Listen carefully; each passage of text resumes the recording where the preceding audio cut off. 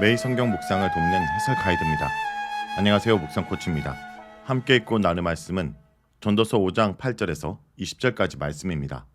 재물이 삶의 만족을 주지 못하며 재물을 모으고 누리는 일에 많은 폐단이 있습니다. 그러나 헛된 삶 속에서도 하나님이 허락하신 몫을 누리고 만족하는 것이 지혜입니다. 전도자는 8절에서 9절에 부와 정의에 대해 교훈적 메시지를 전한 후 10절에서 12절에 잠언의 형식을 통해 부의 헛됨을 말합니다.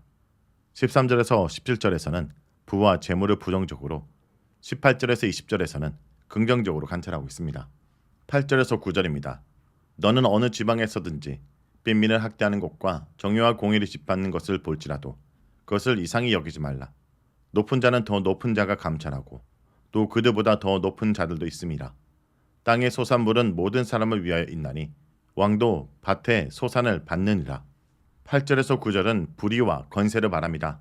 앞에 5장 1절에서 7절에 영적 생활에 대해 조언한 전도자는 8절부터는 정치, 사회, 경제적 영역에 대해 논의합니다. 먼저 8절에서 9절에서는 세상 권력과 위계 질서의 부패와 헛됨을 설명합니다. 어느 나라나 어느 도시에서나 권력과 지위, 명예, 돈, 학력 등 많이 가진 자가 그렇지 못한 자들을 학대하고 그들의 정의와 공의를 강탈하는 사건이 일어납니다. 전도자는 앞서 3장 16절과 4장 1절에서 공의의 재판정에 만연한 악과 건세자의 학대를 고발하며 한탄했습니다. 이제 8장 5절에 와서 전도자는 그런 사건을 보더라도 놀랄 이유가 없다라고 말합니다. 전도자가 이렇게 말하는 의도는 우리 주변에 학대와 불의가 일어나는 것을 마땅히 여기거나 방관하라는 의미가 아닙니다. 또한 학대와 불의를 더 저지르라고 부추기는 것도 아닙니다. 전도자는 그 이유로 높은 자는 더 높은 자가 감찰하고 또 그들보다 더 높은 자도 있습니다 라고 말합니다. 이에 대해 두 해석이 가능합니다. 첫째, 권력자들이 학대와 불의를 시정하기보다는 서로 살펴봐주고 눈 감아줌으로 불의가 제압되지 않습니다. 이 경우 전도자가 해아의 헛됨을 증명하기 위해서 여기에서도 계속적으로 정치, 사회, 경제적 불의의 헛됨을 조소적으로 비난한다 볼 수 있습니다. 둘째, 불의를 저지른 자는 더 높은 대상의 감찰 대상이 되고 거기서 빠져나간다 해도 더 높은 자가 그를 살펴볼 것이란 뜻입니다. 더 나아가 8절에서 하나님이 직접 언급되지 않았으나 1절에서 7절을 고려한다면 불의를 저지른 자가 높은 자들의 눈을 다 피했다 하더라도 하나님의 눈과 심판을 피할 수 없음을 암시한다 볼 수 있습니다. 하나님이 적절한 때에 의인과 악인을 심판할 것이라는 3장 17절과 같은 맥락으로 볼 수 있습니다. 이 두 해석을 서로 보충적으로 이해할 수 있습니다. 현재 전도자는 우리가 권력의 부정과 헛됨 속에서 살고 있음을 고발하지만 우리는 하나님을 경외함으로써 공의를 행해야 하고 하나님의 나라, 공의의 통치를 바라봐야 합니다. 9절은 땅의 이득이 각 백성 모두에게 있으며 왕에게도 적용된다 말합니다. 이 구절이 긍정적인 의미인지 부정적 의미인지 정확히 알기 어렵습니다. 8절의 첫째 해석과 연결한다면 왕조차 학대와 부정의 반려 속에 속했다라는 의미일 수 있습니다. 둘째 해석과 연결한다면 학대하는 자나 학대받는 자나 모두 하나님의 감찰과 공급 아래 있다라는 의미일 수 있습니다. 하나님이 인간 세상의 정치적, 사회적, 경제적 정의를 감시하듯 사람의 육체적, 물리적인 필요도 살피고 공급하신다는 설명을 볼 수 있습니다. 10절에서 20절 읽겠습니다. 은을 살아가는 자는 은으로 만족하지 못하고 풍요를 살아가는 자는 소득으로 만족하지 아니하나니 이것도 헛되도다. 재산이 많아지만 먹는 자들도 많아지나니 그 소유주들은 눈으로 보는 것 외에 무엇이 유익하랴. 노동자는 먹는 것이 많든지 적든지 잠을 달게 자거다. 부자는 그 부유함 때문에 자지 못하느니라. 내가 해 아래서 큰 패단이 되는 일이 있는 것을 보았나니 곧 소유주가 재물을 자기에게 해가 되도록 소유하는 것이라. 그 재물이 재난을 당할 때 없어지나니 비록 아들은 낳았으나 그 손에 아무것도 없느니라.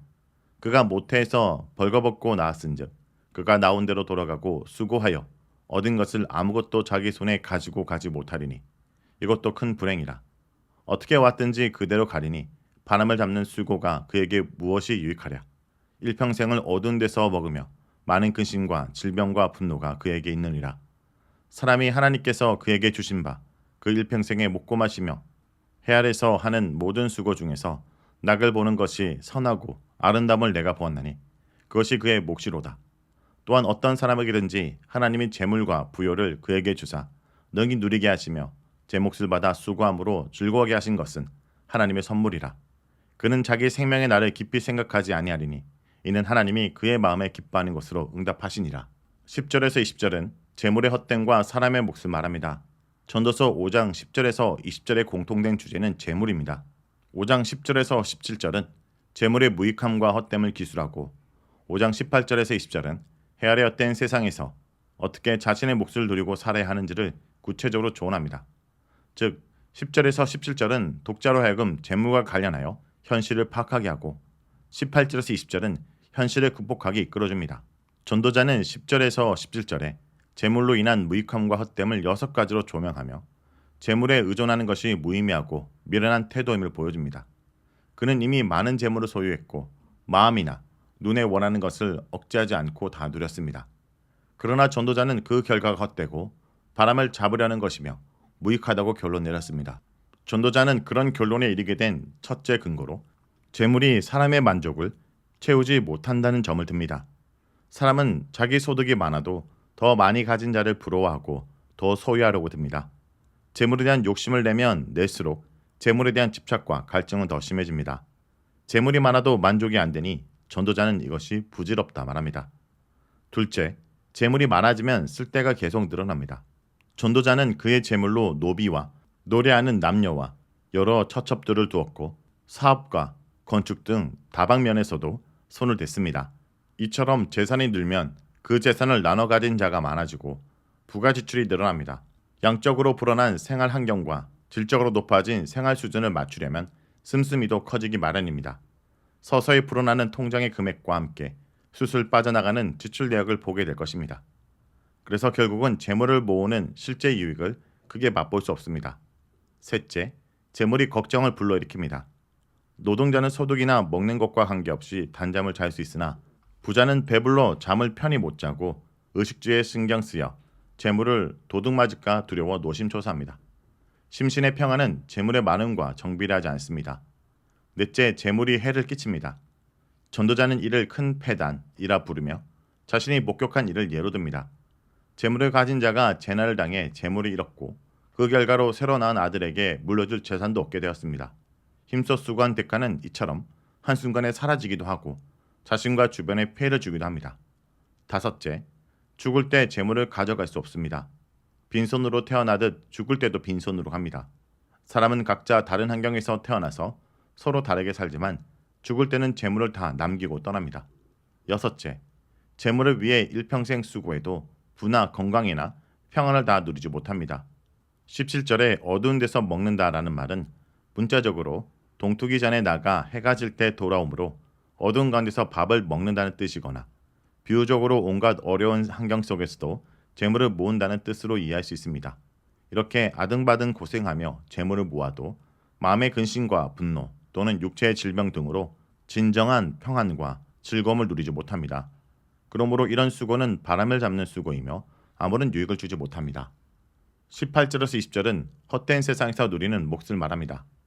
재물의 풍요로도 심신의 평안을 보장받을 수 없고 죽음 앞에서 영원히 물질을 소유할 수도 없음을 밝히며 전도자는 해 아래서 아무것도 유익이 없으며 모든 것이 헛되다는 주장을 증명하였습니다. 그러나 전도자는 여기서 삶이 이렇게 헛되니 그런 줄 알고 낙심하거나 삶을 비관하거나 포기하라고 조언하지 않습니다. 대신 삶이 헛되고 험함을 직시하라고 강조합니다. 덧붙여 전도자는 이 허무한 삶을 살아가는 비책으로 몇 가지를 제안합니다. 첫 번째 제안은 전도서 전체에 반복됩니다. 첫 번째, 먹고 마시라. 이는 유흥을 즐기라 부추김이 아니라 개인에게 주어진 보상이나 결과를 누리지 말라는 뜻입니다. 전도자는 하나님의 심판이 분명히 있을 것임을 강조하며 흥청망청 살면 안 된다고 명확히 말합니다. 둘째, 만족하라. 18절에 낙을 보는 것으로 선, 행복, 기쁨 등을 찾고 만족하라는 의미입니다. 먹고 마시는 행동에는 만족함이 함께해야 합니다. 만족은 감사와 기쁨을 가져다 줍니다. 셋째, 일하라. 수고는 노고, 고생, 노력의 뜻입니다. 일은 먹고 마시고 만족을 제공해주는 원천입니다. 수고와 일은 인간의 불순종의 결과이며 하나님의 심판이지만 이를 통해 만족과 결과를 보상받는 것은 우리의 몫이며 하나님의 은혜입니다. 넷째, 이 모든 삶의 행복이 하나님께로부터 왔음을 인지하라입니다.